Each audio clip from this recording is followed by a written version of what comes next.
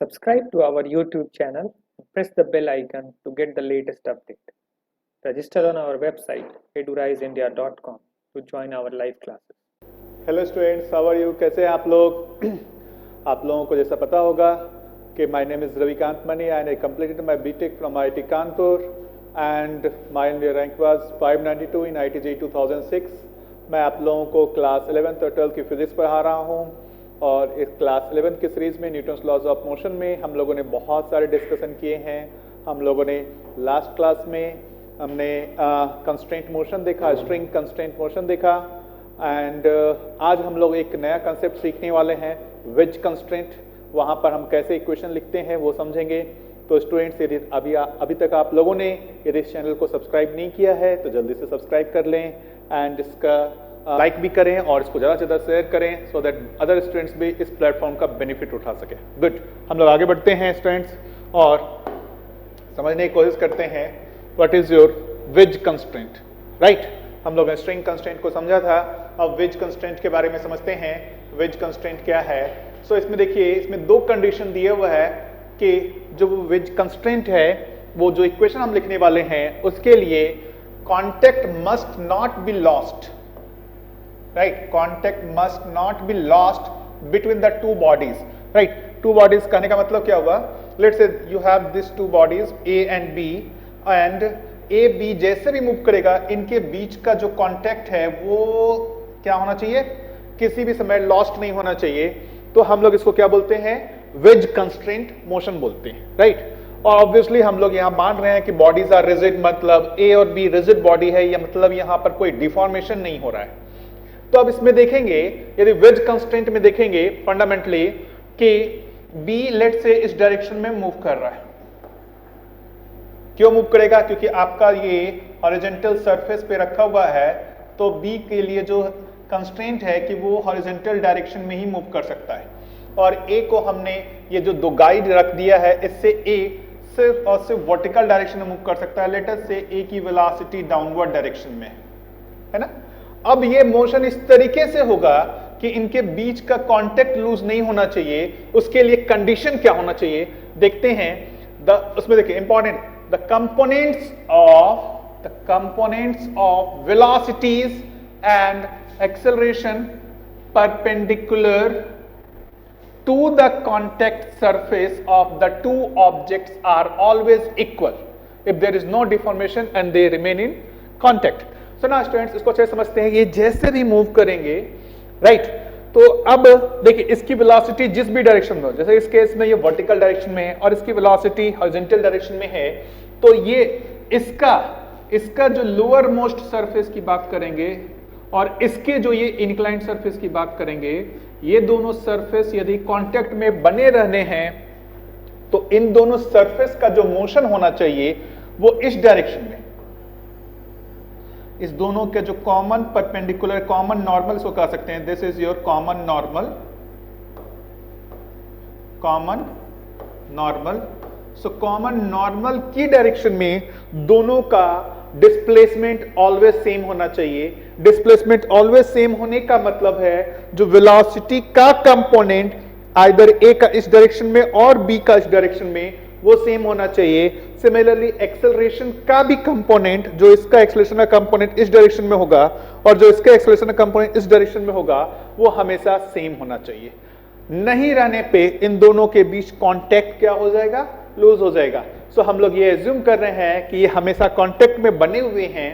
तो जब भी हम इस कांटेक्ट में बने रहेंगे तो ये जो दोनों जो सरफेस कांटेक्ट में है उनके बीच रिलेटिव मोशन हो सकता है, उनके बीच रिलेटिव मोशन उसके देखेंगे पैरेलल में हो सकता है। इस तरीके से रिलेटिव मोशन हो सकता है, बट इस डायरेक्शन में रिलेटिव मोशन नहीं हो सकता है। राइट, इसलिए मैं कह रहा हूं कि इस डायरेक्शन में रिलेटिव मोशन नहीं होने के लिए आपका जो ये दोनों सरफेस है उनके जो वेलोसिटी के कंपोनेंट या एक्सेलरेशन कंपोनेंट इसके जो कॉमन नॉर्मल के डायरेक्शन में सेम होना चाहिए। गुड, सो आई होप आपको वेज कंस्ट्रेंट समझ में आया होगा। वेज कंस्ट्रेंट का मतलब हुआ कि जो कांटेक्ट बना हुआ है सरफेस के बीच में, जो दो सरफेसेस हैं उनके बीच में जो कांटेक्ट बना हुआ है वो हमेशा ही रहेगा। इसके लिए जो इसकी वेलोसिटीज और एक्सेलरेशन के जो कंपोनेंट है इस डायरेक्शन में सेम होने चाहिए। और इनफैक्ट इसके जो डिस्प्लेसमेंट होंगे, लेट्स से ये x1 से डिस्प्लेस हुआ, ये x2 से डिस्प्लेस हुआ, तो उसके डिस्प्लेसमेंट के जो कंपोनेंट है इस कॉमन नॉर्मल के डायरेक्शन में वो भी सेम होने चाहिए। सो इसको हम लोग समझने की कोशिश करते हैं और भी कुछ एग्जाम्पल से और एनिमेशन से इसको समझने की कोशिश करते हैं, राइट। अब यहां पर आप देखिए कि देखिए ये मैं इसको A नाम देता हूं और इसको B नाम देता हूं, and A is constrained to move in vertical direction, right, and B is constrained to move in horizontal direction only। और आप यहां देखेंगे A और B के बीच का कांटेक्ट हमेशा बना हुआ है, राइट। A और B के बीच का कांटेक्ट हमेशा बना हुआ है, तो किसी भी इंस्टेंट पे यदि हम बात करेंगे, एट एनी इंस्टेंट हम बात करें, तो इसकी वेलोसिटी का जो इस डायरेक्शन में कंपोनेंट है, let's say this is velocity VA and this velocity VB, so VA का जो कंपोनेंट होगा वो इस डायरेक्शन में, वो VB के इस डायरेक्शन के कंपोनेंट के इक्वल होना चाहिए। सो लेट अस से दिस एंगल इज थीटा, मैं इसको फिर से ड्रॉ कर रहा हूं, right. Let's say this angle is theta, right. So VA जो होगा, VA का कंपोनेंट हम लोग निकालते हैं इस डायरेक्शन में क्या होगा। सो VA इस डायरेक्शन में है तो इसके परपेंडिकुलर मैं ऐसी बात करूंगा, ये एंगल थीटा तो है, तो ये एंगल होगा 90 माइनस थीटा, एंड ये एंगल अगेन हो जाएगा थीटा। सो VA का इस डायरेक्शन में कंपोनेंट आएगा VA cos थीटा। VA का जो इस इंक्लाइंड जो ये जो कांटेक्ट सरफेस है उसके कॉमन नॉर्मल का ये डायरेक्शन है, उसमें कंपोनेंट आएगा VA cos थीटा।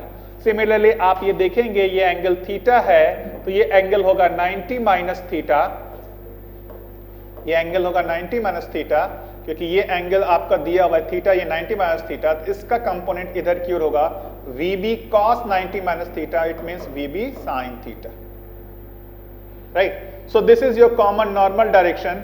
और यदि इन दोनों का बीच का कांटेक्ट जैसा आप देख रहे हैं कि हमेशा बना हुआ है, इसके लिए आपका कंडीशन हो गया VA cos theta is equal to VB sin theta,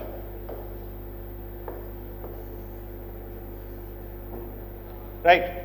so I hope आपको समझ में आ रहा होगा कि ये कंस्ट्रेंट मोशन का मतलब क्या है, कि हमने देखा कि इन दोनों के बीच, ये देखेंगे इन दोनों के बीच का जब कांटेक्ट देखेंगे वो हमेशा ही बना हुआ है, ये कांटेक्ट कभी लूज नहीं हो रहा। हाँ, रिलेटिव मोशन हो रहा है, ये देखेंगे तो ऐसा रिलेटिव मोशन हो रहा है, लेकिन इस डायरेक्शन में कभी भी कोई रिलेटिव मोशन नहीं है। इसका मतलब इसकी वेलोसिटी का कंपोनेंट इस डायरेक्शन में और इसकी वेलोसिटी का कंपोनेंट इस डायरेक्शन में हर इंस्टेंट पे सेम होगा, right. VA and VB are changing with time, VA and VB वो टाइम के साथ चेंज हो रहा है, बट किसी भी इंस्टेंट की बात करेंगे उस इंस्टेंट पे ये इक्वेशन वैलिड रहेगा।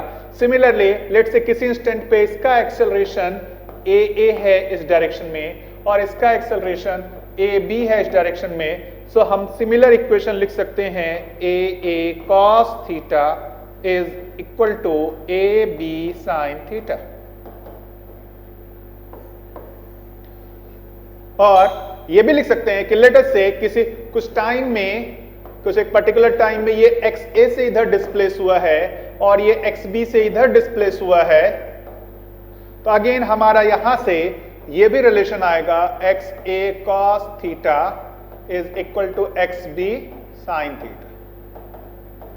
सो जितने टाइम में वो XA से इधर डिस्प्लेस हुआ और उतने ही टाइम में लेटर से ये XB से इधर की ओर डिस्प्लेस हुआ है, तो XA और XB के बीच में क्या रिलेशन होगा, XA cos थीटा जो होगा वो XB sin थीटा के इक्वल होगा।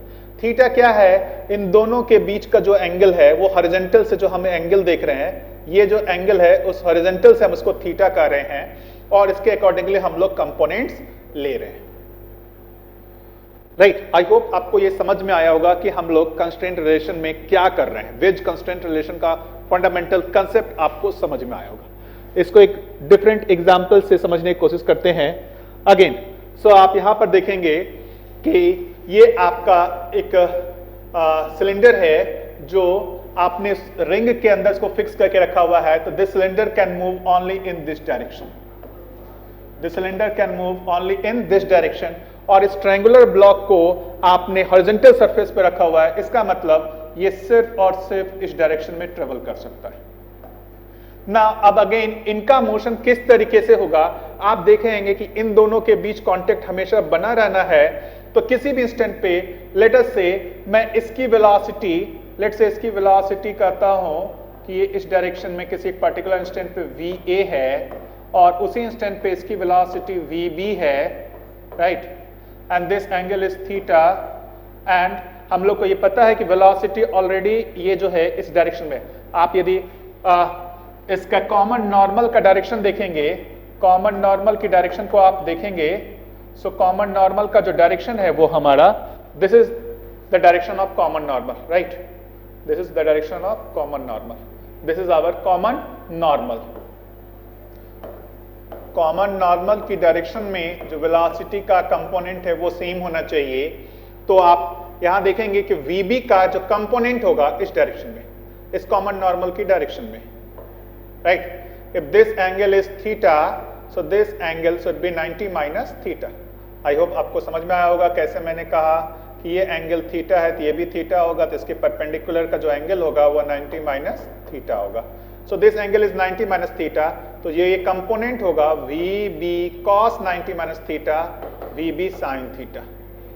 सो इस ब्लॉक का कंपोनेंट इस कॉमन नॉर्मल के डायरेक्शन में vb sin थीटा है और इसकी वेलोसिटी तो इसी डायरेक्शन में है, तो कंपोनेंट भी va होगा। So we can write va is equal to vb sin theta. हम लोग ये इक्वेशन लिख सकते हैं। मैं इसको आपको रन करके दिखाता हूं कि ये कैसा हो रहा है। आप देख पा रहे होंगे कि ये इसी डायरेक्शन में ट्रेवल कर रहा है और ये हॉरिजॉन्टल डायरेक्शन में ट्रेवल कर रहा है। तो किसी भी इंस्टेंट पे इसकी वेलोसिटी जो होगी वो किसके इक्वल होगी, इसकी वेलोसिटी का जो ये वाला कंपोनेंट है उसके इक्वल होगा। वो वेलोसिटी हो सकता है टाइम के साथ चेंज हो रही हो, लेकिन ये रिलेशन ऑलवेज जो होगा हर समय जो है वैलिड रहेगा। इसी को हम लोग यदि एक्सेलरेशन के टर्म में भी बात करेंगे तो वो a is equal to ab sin theta हो जाएगा। एंड सिमिलरली हम लोग डिस्प्लेसमेंट के टर्म में भी बात कर सकते हैं कि ये xa से डिस्प्लेस हुआ है तो इसका डिस्प्लेसमेंट xb हुआ है, तो we can also write xa equal to xb sin theta. Main जो आपका कंसेप्ट था कि आपका इन दोनों के बीच कांटेक्ट हमेशा बना रहना है, तो देख रहे होंगे कि इस डायरेक्शन में रिलेटिव डिस्प्लेसमेंट है लेकिन इस डायरेक्शन में कोई भी रिलेटिव डिस्प्लेसमेंट नहीं है। इसका मतलब दोनों हमेशा कांटेक्ट में बने हुए हैं। सो आई थिंक अब आप लोग को समझ में आ गया होगा वेज कंस्ट्रेंट कहने का क्या मतलब है। फिर हम लोग एक ये जो हमने जो देखा था पहला स्लाइड में उसको भी समझने की कोशिश करते हैं कि ये a और b है, इसमें क्या रिलेशन रहेगा। सो a को आप देखेंगे, let's say this angle is theta, a की वेलोसिटी जो होगी वो वर्टिकल डायरेक्शन में होगी va और b की वेलोसिटी हॉरिजॉन्टल डायरेक्शन में होगी vb। तो यदि हम लोग कांटेक्ट की बात करें, ये कांटेक्ट बना रहना है।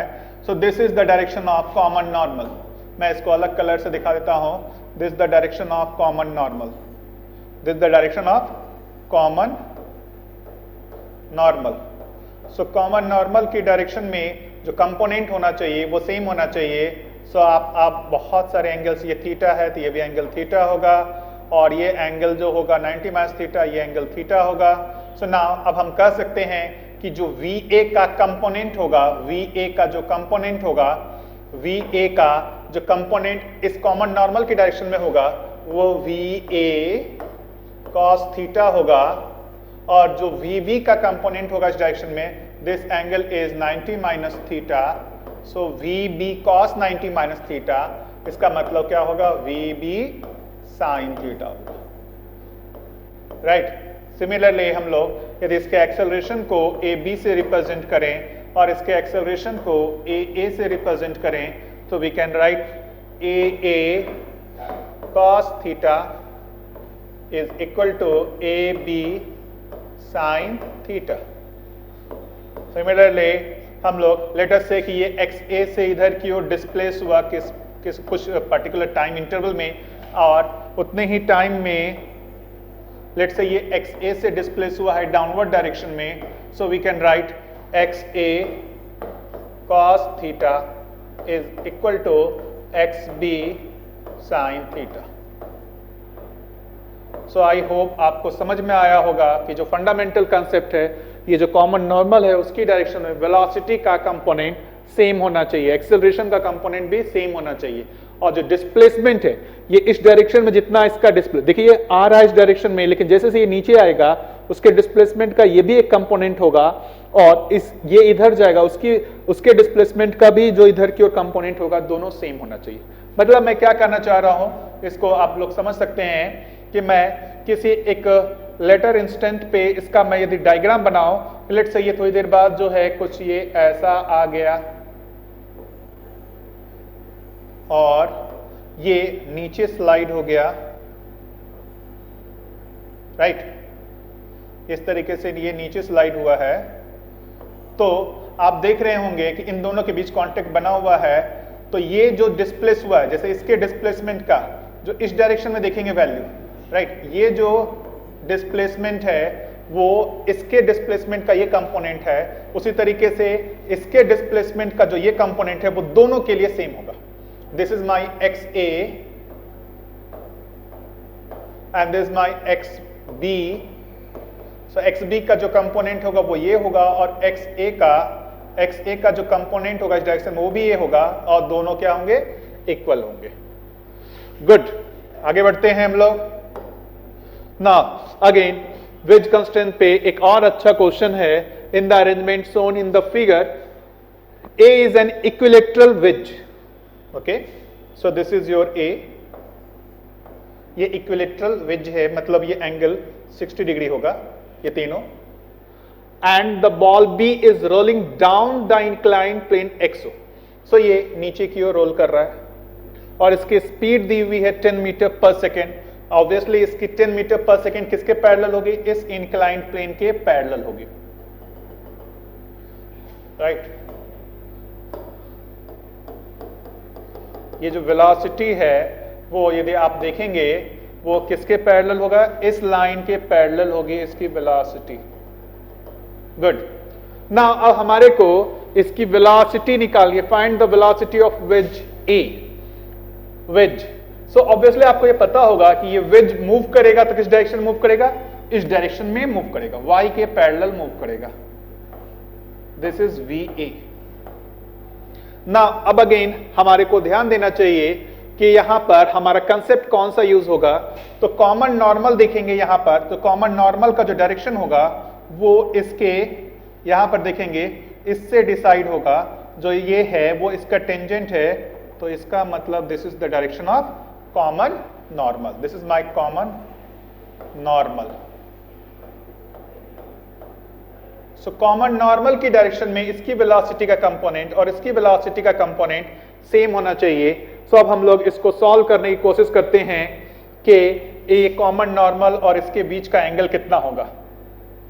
Okay, this angle is given as 30 degree and this is your 60 degree.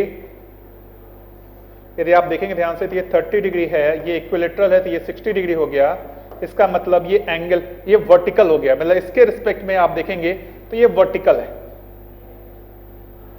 I hope आपको समझ में आ रहा होगा कि ये एंगल क्या है, वर्टिकल है ना। अब आप देखेंगे तो आपकी वेलोसिटी VA वो इसके पैरेलल है, ये VA इसके पैरेलल है VA ना। जो कॉमन नॉर्मल है वो कॉमन नॉर्मल इस डायरेक्शन में है, सो कॉमन नॉर्मल का जो डायरेक्शन देखेंगे वो क्या हो जाएगा, तो हम पहले इसकी एंगल की बात कर लेते हैं। ये 60 डिग्री है, राइट, तो अब हमारा ये वर्टिकल हो गया, तो इसका मतलब ये हॉरिजॉन्टल हो जाएगा। ये इस वर्टिकल के परपेंडिकुलर की बात करेंगे तो ये हॉरिजॉन्टल हो जाएगा, इसका मतलब ये एंगल भी 60 डिग्री हो जाएगा। आई होप आपको समझ में आया होगा। ये वर्टिकल है और ये टेंजेंट है, तो ये हमारा जो कॉमन नॉर्मल है वो हॉरिजॉन्टल हो जाएगा, इसका मतलब ये एंगल 60 डिग्री हो जाएगा। तो अब आप बात कर सकते हैं कि ये एंगल 60 डिग्री है, और इसके पैरेलल है, राइट। सो हमारे को इक्वेशन क्या लिखना चाहिए, तो ये एंगल हमारी, ये जो एंगल हो जाएगा हमारा, वो भी अपन लिख सकते हैं, ये एंगल हमारा 30 डिग्री हो जाएगा। आप इसके साथ देखेंगे तो ये एंगल हमारा 30 डिग्री हो जाएगा। सो हम लोग लिख सकते हैं ये एंगल 30 डिग्री है। हम लोग लिख सकते हैं VA cos 30 degree is equal to 10 cos 60 degree, right. यहां से VA जो आ जाएगा 10 cos 60 की वैल्यू 1/2, cos 30 की value √3/2, so VA is equal to 10/√3।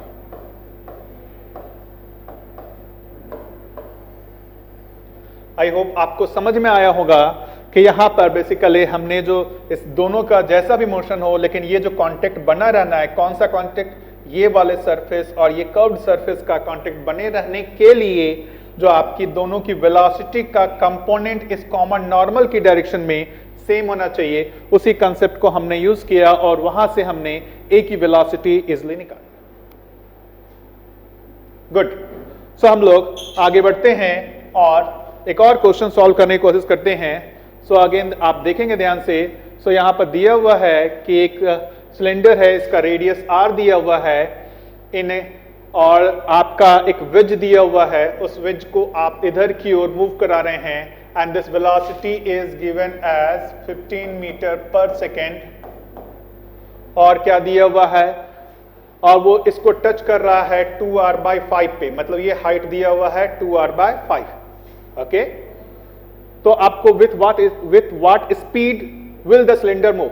सो एक चीज पहले आपको समझ में आनी चाहिए कि यह जो सिलेंडर होगा, सिलेंडर में यहां पर देखेंगे दो तरीके से कांटेक्ट है, एक ये सिलेंडर इसके साथ कांटेक्ट में है और ये सिलेंडर इसके साथ कांटेक्ट में है, इस सरफेस के साथ। तो ये कांटेक्ट बने रहने के लिए ये फिक्स है, तो इसकी वेलोसिटी का जो इस डायरेक्शन में कंपोनेंट होना चाहिए वो 0 होना चाहिए, और वो तभी होगा जब इसकी वेलोसिटी ऊपर की ओर होगी, आइदर अपवर्ड और डाउनवर्ड डायरेक्शन में। ये डाउनवर्ड डायरेक्शन में नहीं मूव कर सकता, इसका मतलब इसकी वेलोसिटी क्या होगी, अपवर्ड डायरेक्शन में होगी। आई होप आपको समझ में आया होगा ये क्या मैं कहना चाह रहा हूं। यहां पर मैं एक वेज कंस्ट्रेंट लगा रहा हूं कि ये जो सिलेंडर है और ये वर्टिकल सरफेस हमेशा कांटेक्ट में बने रहेंगे, इसका मतलब जो भी इसकी वेलोसिटी होगी उसका कंपोनेंट इस डायरेक्शन में 0 होना चाहिए, क्योंकि ये फिक्स्ड है।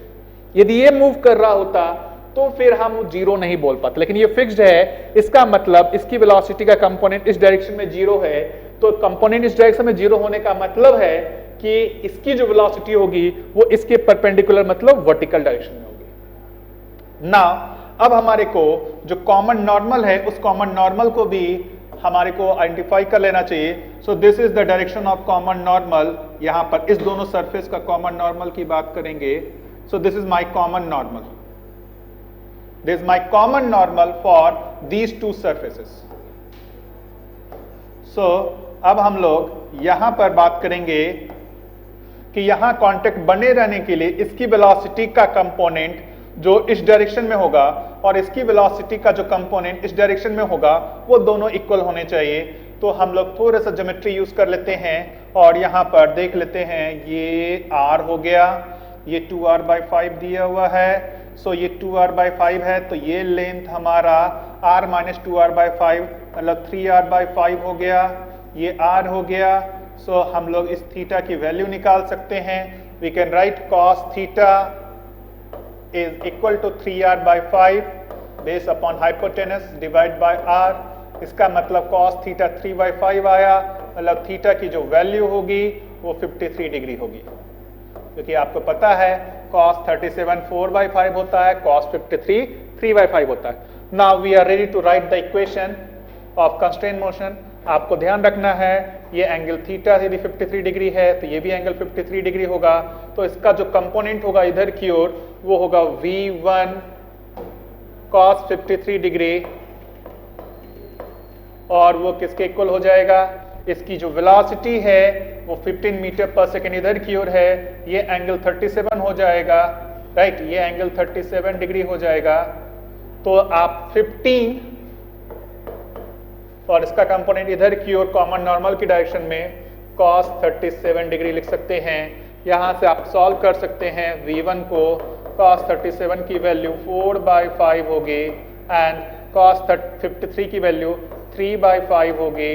आप इसको सॉल्व करेंगे सो ये आ जाएगा, V1 की जो वैल्यू आ जाएगी 20 मीटर पर सेकेंड आ जाएगी, राइट। सो आई होप आपको समझ में आ रहा होगा कंस्ट्रेंट मोशन का क्या मतलब है। यहाँ देखेंगे ये दो सरफेस कांटेक्ट में है, ये दो सरफेस कांटेक्ट में है। यहाँ कांटेक्ट से हमने क्या रिलेशन निकाला, किसकी वेलोसिटी इधर की ओर होगी, और यहाँ कांटेक्ट बने रहने के लिए जो कॉमन नॉर्मल है उसकी डायरेक्शन में इसकी वेलोसिटी का कंपोनेंट और इसकी वेलोसिटी का कंपोनेंट सेम होना चाहिए। सो जल्दी से स्टूडेंट्स हम लोग और आगे बढ़ते हैं, कुछ और क्वेश्चंस को सॉल्व करने की कोशिश करते हैं। Let's say this is your system. यहाँ पर अब आप देखेंगे कि लास्ट जो प्रॉब्लम हमने सॉल्व किया था वहां पर लेफ्ट वाला सरफेस कांटेक्ट में जो था वो फिक्स था, लेकिन यहाँ पर आप बात करेंगे ये भी मूव कर रहा है इधर की ओर, ये भी मूव कर रहा है 2u से इधर की ओर ना, बीच में एक सिलेंडर रखा हुआ है। आपको निकालना है इस सिलेंडर की वेलोसिटी। इसकी वेलोसिटी u दी हुई है और इसकी वेलोसिटी 2u दी हुई है, तो आपको सिलेंडर की वेलोसिटी निकालनी है। Very interesting problem. अब हम यहां पर कैसे करेंगे, तो स्टूडेंट्स आपको थोड़ा सा क्लियर होना चाहिए कि जो ये सिलेंडर है, सिलेंडर का वेलोसिटी जो भी हो उस सिलेंडर की वेलोसिटी का इस डायरेक्शन में, यहां देखेंगे कॉमन नॉर्मल, दो कॉमन नॉर्मल होंगे हमारे, दो कॉमन नॉर्मल होंगे। एक इस सरफेस का कॉमन नॉर्मल ये होगा और एक इस सरफेस के लिए जो कॉमन नॉर्मल है, मैं उसको अलग कलर से दिखाता हूं, इस सरफेस के लिए कॉमन नॉर्मल ये है, right. So this is your common normal for these two surfaces and this is your common normal for these two surfaces। तो आपको ये ध्यान रखना है कि इसकी वेलोसिटी का जो इस डायरेक्शन में कंपोनेंट होगा और इस सिलेंडर की वेलोसिटी का जो इस डायरेक्शन में कंपोनेंट होगा वो सेम होना चाहिए। और यहां पर ही बात करेंगे जो भी इसकी वेलोसिटी है उसका इस डायरेक्शन में कंपोनेंट और सिलेंडर की वेलोसिटी का इस डायरेक्शन में कंपोनेंट सेम होना चाहिए। तो जल्दी से स्टूडेंट्स हम लोग सॉल्व करने की कोशिश करते हैं इसको, राइट। तो इसमें आप देखते हैं किस तरीके से अप्रोच किया जाए। तो क्यों ना हम लोग सबसे पहले, हमारे को पता है कि इसकी वेलोसिटी इधर की ओर 2u है, तो इस डायरेक्शन में इसकी वेलोसिटी का कंपोनेंट 2u है, तो हम कह सकते हैं इसकी जो भी वेलोसिटी होगी उसका ये जो कंपोनेंट होगा वो 2u होगा, ये अपन कह सकते हैं। आई होप आपको ये समझ में आया होगा ना। अब मैं मान लेता हूं, देखिए इस सिलेंडर की वेलोसिटी का हमारे को, इस सिलेंडर की वेलोसिटी का ये कंपोनेंट हमारे को पता चल चुका है और हमारे को ये भी पता है कि इसकी वेलोसिटी का एक कंपोनेंट ये है। सो लेट अस अज्यूम इसकी वेलोसिटी का जो वर्टिकल कंपोनेंट है उसको हम लोग v परपेंडिकुलर कर देते हैं, क्योंकि हमने वेक्टर में देखा है किसी भी वेक्टर को हम उसको दो परपेंडिकुलर कंपोनेंट में लिख सकते हैं या डिवाइड कर सकते हैं, राइट। तो एक कंपोनेंट हमको पता है तो हम उसके परपेंडिकुलर कंपोनेंट यदि निकाल लें तो इन दोनों का जो वेक्टर सम होगा वही इसकी वेलोसिटी होगी ना। अब इंटरेस्टिंग है स्टूडेंट्स, आपको ध्यान रखना होगा कि हमारे को इसकी वेलोसिटी का जो भी इस दोनों का वेक्टर सम उसकी वेलोसिटी होगी, उसका कंपोनेंट इस डायरेक्शन में निकालना है। इस डायरेक्शन का मतलब आप देखेंगे ध्यान से, तो ये एंगल जो होगा वो एंगल आप देखेंगे तो ये हो जाएगा आपका, ये एंगल 30 डिग्री है, ये 90 डिग्री, मतलब ये एंगल होगा आपका 60 डिग्री। सो ये 60 डिग्री है तो ये भी एंगल 60 डिग्री होगा और ये एंगल 30 डिग्री होगा। सो ना अब हम ध्यान से सुनते हैं, मुझे क्या करना है इसको ध्यान से देखते हैं। मुझे इसकी वेलोसिटी का इस डायरेक्शन में कंपोनेंट निकालना है, क्यों? क्योंकि यही मेरा कॉमन नॉर्मल है। किसके लिए? इस सिलेंडर और लेट से ए के लिए। सिलेंडर और ए का जो कॉमन नॉर्मल है वो ये वाला है। तो अब इसकी वेलोसिटी इन दोनों का वेक्टर सम है, उसका हमारे को कंपोनेंट इधर निकालने का मतलब इन दोनों वेलोसिटी जो ये दो कंपोनेंट्स है उनका कंपोनेंट इधर की ओर निकाल लेते हैं। So we can easily write v perpendicular cos 30 degree minus 2u cos 60 degree, और इसको किसके इक्वल कर दें? ये जो u है इस u का जो कंपोनेंट होगा इधर की ओर वो भी अपन आसानी से निकाल सकते हैं कि ये एंगल 30 डिग्री है तो ये 60 डिग्री होगा। आप इसलिए देख सकते हैं कि ये एंगल ये 30 डिग्री तो ये 30 डिग्री और ये 60 डिग्री हो जाएगा। तो इसको हम लोग लिख सकते हैं u cos 60 डिग्री। सो जल्दी से स्टूडेंट्स यहाँ पर आप यदि v परपेंडिकुलर cos 30 की वैल्यू √3/2 होती है और u cos 60 की वैल्यू 1/2 माइनस 2u cos 60 की वैल्यू अगेन 1/2 और सॉरी माइनस माइनस प्लस हो जाएगा। सो ये आ जाएगा आपका 3u/2। इसका मतलब जो v परपेंडिकुलर है वो आ जाएगा आपका, ये 2 और 2 कैंसिल हो जाएगा, √3u, राइट। सो ये हमारी जो वैल्यू आ गई वो आ गई √3u। सो हमारे से क्या पूछा गया था, velocity of cylinder. So velocity of cylinder क्या होना चाहिए, √2u whole square plus √3u whole square. So students इसको देखेंगे वैल्यू तो ये आ जाएगा √4 + 3 √7u square, it means √7u। So the correct answer is D. I hope आपको समझ में आया होगा स्टूडेंट्स कि हमने यहाँ पर क्या किया, दो कंस्ट्रेंट रिलेशन यूज किया है। एक इस सरफेस को हम कह सकते हैं कि वो कॉमन नॉर्मल है, वो इस सिलेंडर और इस वेज के लिए इस डायरेक्शन में दोनों के वेलोसिटी का कंपोनेंट सेम होना चाहिए।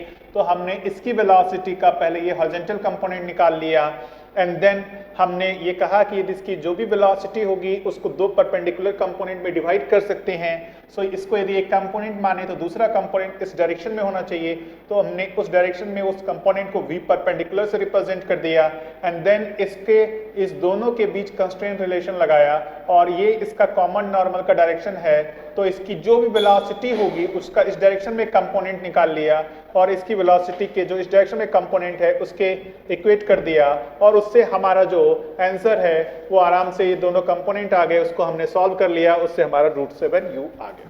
सो आई होप स्टूडेंट्स आप लोगों ने आज एंजॉय किया होगा। कंस्ट्रेंट मोशन में जो वेज कंस्ट्रेंट है उसको आपने अच्छे से समझा होगा। तो यदि नहीं समझ में आया स्टूडेंट्स, आप बार बार इस वीडियो लेक्चर्स को देखें और इसमें यदि कोई दिक्कत है तो आप हमारे साथ लाइव क्लास में भी कनेक्ट हो सकते हैं। तो स्टूडेंट्स प्लीज़ आपको यदि कोई भी दिक्कत है यहाँ इसमें और क्या हमारे को बेहतर कर सकते हैं आपके लिए, तो आप कमेंट बॉक्स में लिख के ज़रूर बताइएगा। सो नेक्स्ट लेक्चर में स्टूडेंट्स हम लोग वेज कंस्ट्रेंट और जो हमने पुराना पुली और स्ट्रिंग कंस्ट्रेंट देखा था उस दोनों को मिक्स करके और भी अच्छे क्वेश्चन सॉल्व करेंगे। सो स्टूडेंट्स आज के लिए इतना ही। Thank you. We will meet again in next lecture. Subscribe to our YouTube channel and press the bell icon to get the latest update. Register on our website eduriseindia.com to join our live classes.